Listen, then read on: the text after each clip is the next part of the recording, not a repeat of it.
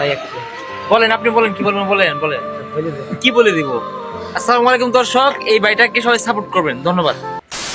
গত ৩-৪ দিন যাবৎ টিকটকে ঢুকলে ঘুরে ফিরে এই ভিডিওটি সামনে আসে, যেখানে দেখা যাচ্ছে ময়মনসিংহ শেরপুরের ফানি কন্টেন্ট ক্রিয়েটর নাসা ভাই তার ভক্তদের সাথে বাজে ব্যবহার করছে। এই ভিডিওটি রীতিমতো এখন সোশ্যাল মাধ্যমে ব্যাপক ভাইরাল, আর এই বিষয় নিয়ে সমস্যার সম্মুখীন হচ্ছেন নাসা ভাই। তাহলে কি সত্যি নাসা ভাইয়ের ব্যবহার খুবই বাজে? বলতে পারবো না। অল্প কিছুদিনের মধ্যে ভাইরাল হওয়ার সাথে সাথে কি তার অহংকার বেড়ে গেছে? ওই যে কথায় আছে না, অল্প পানির মাছ যখন বেশি পানিতে পড়লে যা হয়, তো ওনারও হয়েছে তাই আর কি। নাসা ভাইয়ের সাথে এই ছেলেটি দেখা করতে গিয়েছিল। এরপর ছেলেটি মোবাইলের ক্যামেরা ওপেন করে নাসা ভাইকে বলে, ভাই কিছু বলেন। তখন নাসা ভাইয়ের রিয়াকশনটা এরকম ছিল।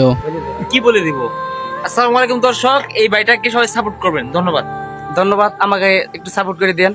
ভাই এটা খুবই অন্যায় হয়েছে, আপনি একটু সুন্দর করে বলতে পারতেন। এরকমটা আপনার কাছ থেকে আশা করি নাই। এই ছেলেটি এতটা কষ্ট করে গিয়েছে আপনার কাছে সাপোর্ট পাওয়ার জন্য। ছেলেটির কষ্টটা অত্যন্ত আপনার বোঝা উচিত। ছেলেটি আপনার কাছে কোনো টাকা পয়সা চাই নাই, শুধু একটু সাপোর্ট চেয়েছিল। ভাই ফ্যান ফলোয়ার্স কিন্তু তৌহিদ আফ্রিদিরও ছিল, দেখেন এখন কিন্তু আর সে নাই। এরকম আজগবি অভিযোগ উঠে আসে প্রতিবন্ধী গ্রুপের জাতীয় টিকটকার শ্যাম্পু হুজুর থেকে। এটাই বাস্তব। নাসা ভাই একটু সুন্দর করে বলতে পারতেন। এই ভাইটি আপনার কাছে কোনো টাকা পয়সা চাইনি, শুধু একটু সাপোর্ট চেয়েছিল, আর তো কিছুই নয়। ভাই ফ্যান ফলোয়ার কিন্তু তৌহিদ আফ্রিদিরও ছিল, দেখেন এখন কিন্তু সে আর নাই। ভাই অহংকার করিয়েন না, অহংকার কিন্তু পতনের মূল।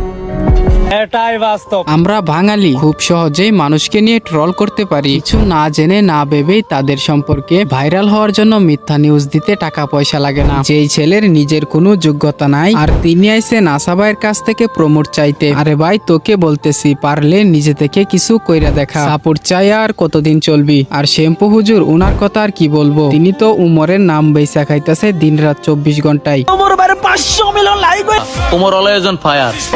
ওমর অন ফায়ারে। একজন সেলিব্রিটির সুবিধা অসুবিধা থাকতেই পারে। ওই ছেলেটি যখন নাসা ভাইয়ের সাথে ভিডিও করতে যাচ্ছিল, তখন নাসা ভাই তাদের এলাকায় কোনো এক মৃত ব্যক্তির জানাজার নামাজ পড়তে যাচ্ছিল। আর এই তথ্যটি আমি খুঁজে পাই শ্যাম্পু হুজুরের ভিডিওর কমেন্ট বক্সে, যেখানে নাসা ভাই তার টিকটক আইডি থেকে একটি কমেন্ট করে লিখে, কোনো কিছু না জেনে অনেক কিছুই বলা যায়। এই ছেলেটা জানাজা নামাজে ডায়লগ দেন বলে চিল্লানো শুরু করছে। তারে অনেকবার বোঝানোর চেষ্টা করেও লাভ হয় নাই। তো এই থেকে বোঝা যায় ছেলেটির ব্যবহারে বিরক্তি অনুভব করছিল নাসা ভাই, আর বাধ্য হয়ে এরকম বাজে ব্যবহার করতে হয়েছিল নাসা ভাইকে। যাই হোক, যদি নাসা ভাইয়ের আসল ব্যবহারের কথা বলা হয়, তাহলে এই ভিডিওটি দেখুন।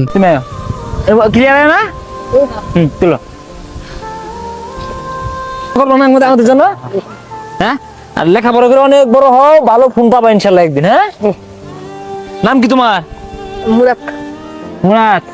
হ্যাঁ, আর তোমার নাম? আচ্ছা তাহলে এই ভিডিওটি দেখুন।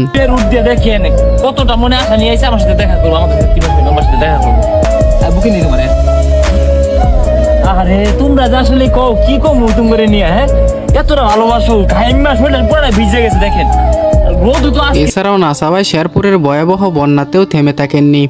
আসসালামু আলাইকুম। তাহলে আমরা অবশেষে দেখেন কিরকম পরিস্থিতি।